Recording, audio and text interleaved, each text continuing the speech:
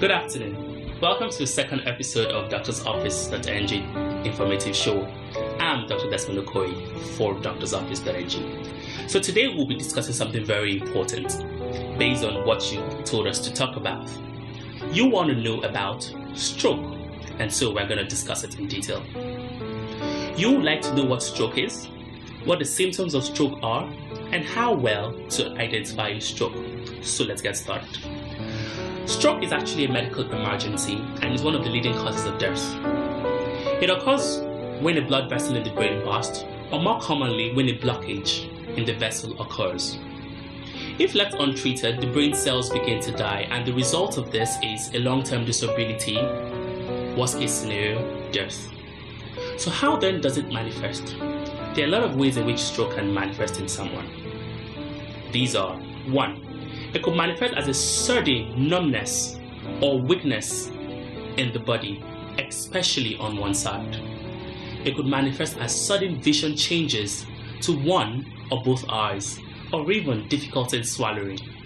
It could also manifest as a sudden severe persistent headache of unknown cause. You could also hear the person complain of sudden confusion, inability to work, or difficulty in maintaining balance. These are some of just the ways in which stroke can manifest. And so how well do you identify a stroke? And there we move to what we call the FAST test, F-A-S-T test. It is very important to identify a stroke quickly because the longer the brain is without oxygen, the higher the chance of a permanent brain damage. We ask people to remember FAST, F-A-S-T, to spring into action. F stands for face. Observe the patient's face. Is there something abnormal about the patient's face? Is your eyelid drooping? Is your smile drooping? A stands for arm. Ask the person to raise up both arms. Observe if one arm is drooping. S stands for speech. Listen to the speech carefully. Are they slurring on their words? Ask them to do a simple test by repeating this phrase: the grass is green. If they are unable to repeat that phrase, the more likely a stroke. And T stands for time. When any of this is present, time is then of the essence and is very critical. So it's very important that you then call your local emergency response center immediately. We'll move to the next segment of today's show where we answer a user's question. And the question that came in was from a 45-year-old man who complained of hearing his heart beat in the morning whenever he wakes up and fever. What should he do? What I'm going to advise you, sir, is this. Considering your age, there are so many things that could cause your heart to beat early in the morning. Now, I cannot be certain with what the cause is because I haven't seen you taking a proper history on you, or would run some tests on you or physical examination. But here's what I would advise you to do. What you're experiencing is what we call palpitation, where you hear your heartbeat. On normal circumstances, you're not supposed to hear your heartbeat, but it happens even in like when you're not even in a disease state. Example, when someone is very anxious and anxiety, the person begins to hear his heartbeat.